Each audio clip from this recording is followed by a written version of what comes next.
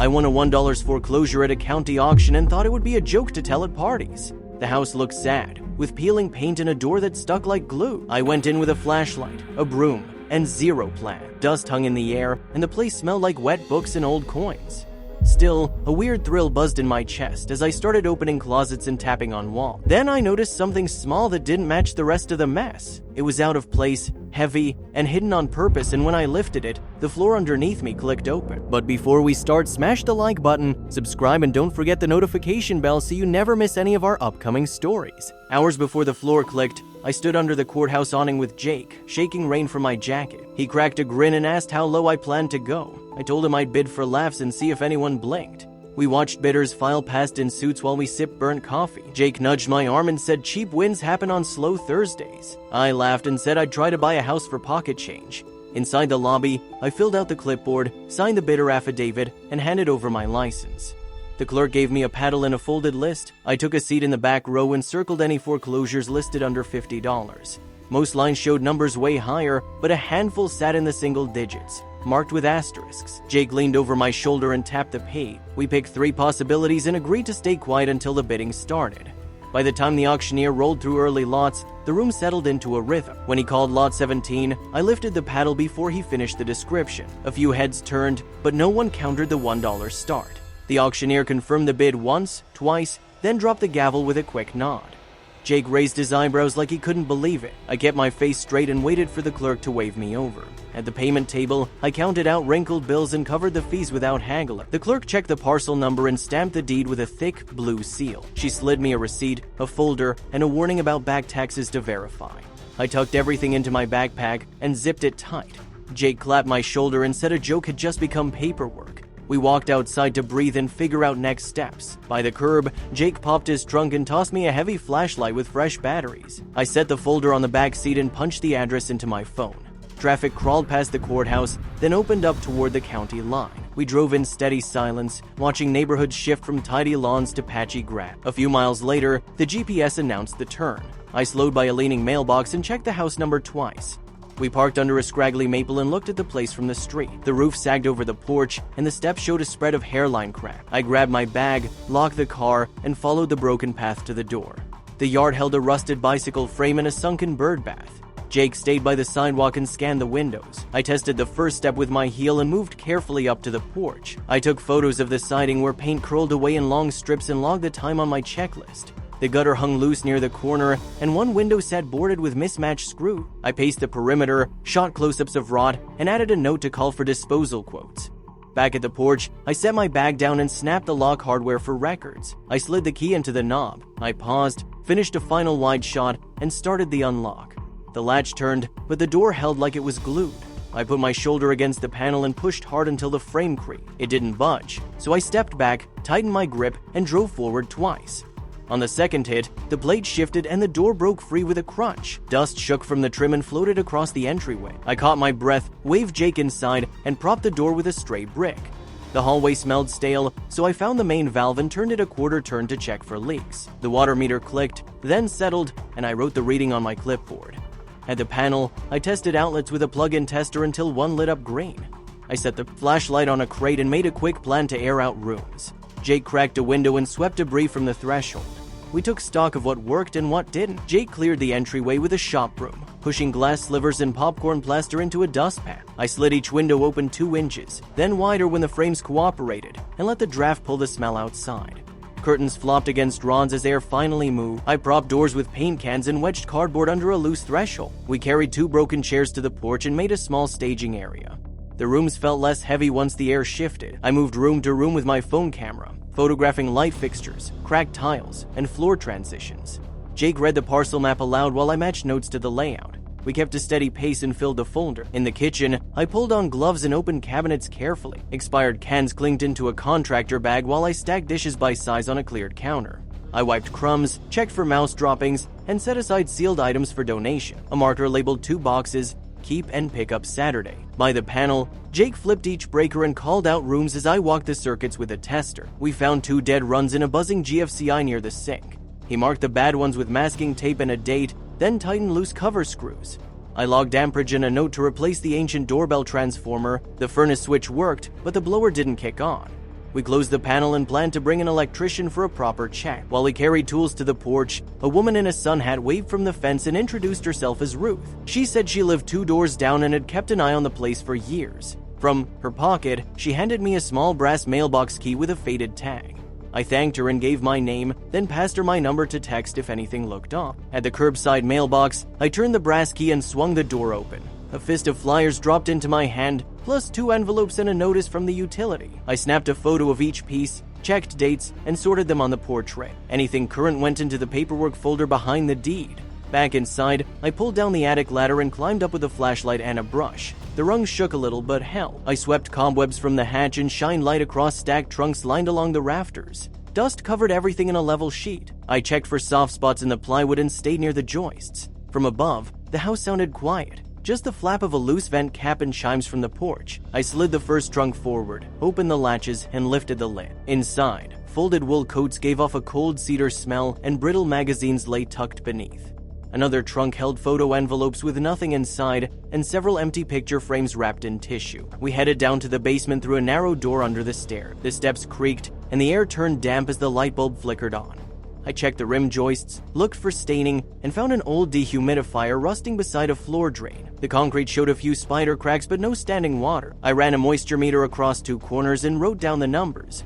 Jake traced a humming pipe to a shutoff valve and tagged it. Before leaving the basement, I set 2 snap traps along the sill plate and placed bait stations away from the steps. A pencil-sized gap near the dryer vent took a shot of foam sealant that expanded fast.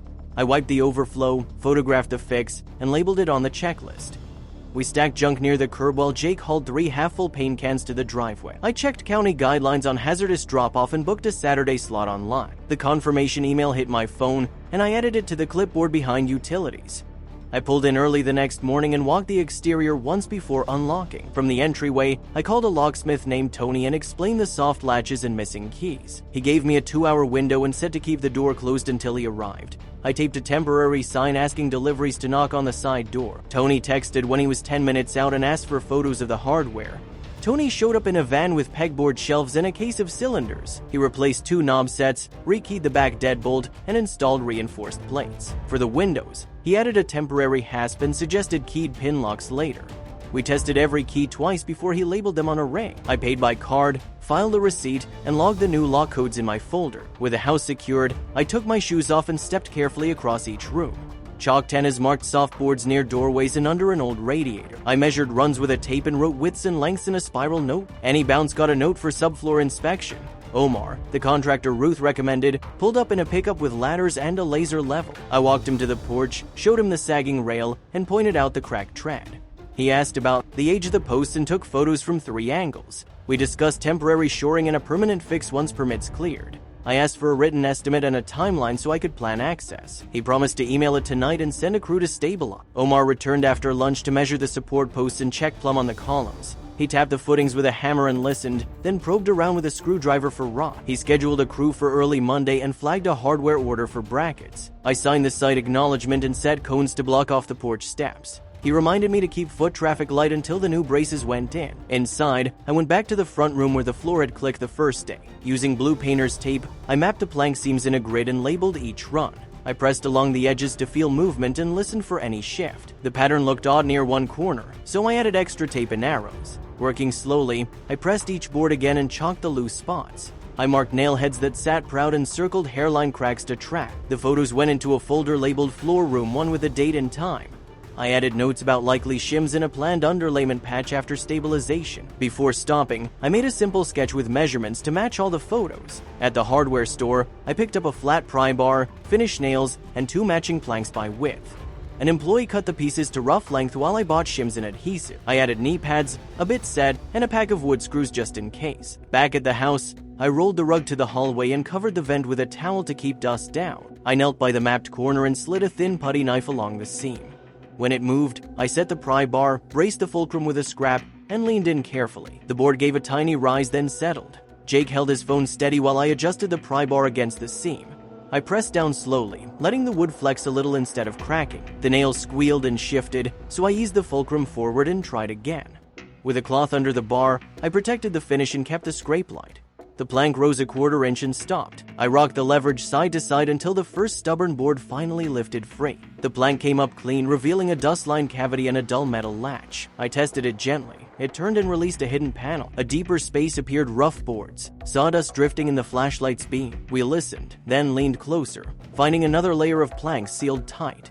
2 pilot holes, a careful lift, and the section eased free to uncover a narrow, dusty channel. A faint draft brushed my hand. Tissue fluttered toward the wall, and the scent of old varnish seeped out. We mapped the floor, tapping for hollows. Some spots rang thin. Jake measured irregular stud spacing near the radiator. The gap made no sense. We marked it with tape, suspecting something built to hide. At the seam, the molding flexed slightly. I worked a putty knife under it, lifting cleanly, revealing plaster behind. We logged everything: photos, videos, dates, even bagged nails. On the porch, I called Vince, our realtor friend, and sent the footage. "Don't rush it," he warned. "Keep records. I'll bring a contractor by." I agreed, locking up, the cool draft still whispering from inside. Vince arrived to inspect our progress, advising detailed documentation and calling in a licensed inspector. Carla scheduled a visit for Thursday at 9 and instructed us to leave everything untouched until then. Following Vince's advice, we gathered safety gear and carefully removed a baseboard, revealing cracked plaster and a faint draft. Each step was photographed, labeled, and logged with precision. Behind the wall, Jake's flashlight exposed stacked wooden crates stamped with a faded Manhattan Gallery logo. We documented everything, sealed the opening with plywood and tape, and locked the room, ready for the inspector's arrival. After discovering the crates, the narrator called his cousin Darren, who worked in insurance. Darren advised preserving the chain of evidence, documenting all activity, and seeking appraisals. The narrator created a detailed custody form, printed copies at the library, and set up a motion camera to secure the area before locking the room. On Thursday, Inspector Carla arrived, reviewed permits and safety forms, and conducted a full inspection of the property. She checked structural elements, approved the plywood ceiling of the wall, and emphasized documentation for any future alterations. She produced a preliminary report with photos and left after collecting payment and confirming procedure. Later that day, the narrator met attorney Neil Patel to verify ownership and legal responsibilities for the discovered crates. Patel confirmed, clean title, advised on strict documentation and access control, and suggested preparing a notification letter in case claims arose.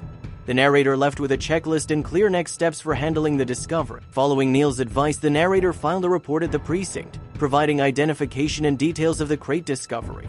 Officer Ruiz logged contacts, issued a case number, and advised on security. The narrator shared the report with Neil and began arranging secure storage, contacting movers and experts for appraisals and conservation.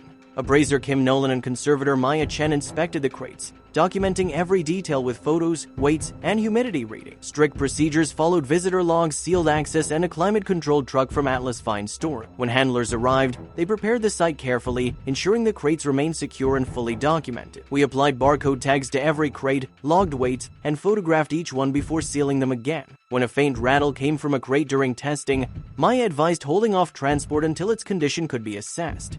I added notes to the records and resecured the room. Concerned about growing attention, I replaced the front deadbolt, changed alarm codes, and installed extra cameras, sensors, and lights. Ruth agreed to monitor visitors and text updates, and Officer Ruiz patrolled the block at night for added security. That evening, I organized every document, deed, inspection forms, and transfer slips into clear sleeves, storing originals in a bank deposit box and encrypting digital copies. The next morning, Registrar Alicia Grant arrived with official forms and tamper seal. She verified IDs, assigned visitor badges, and outlined procedures for supervised opening.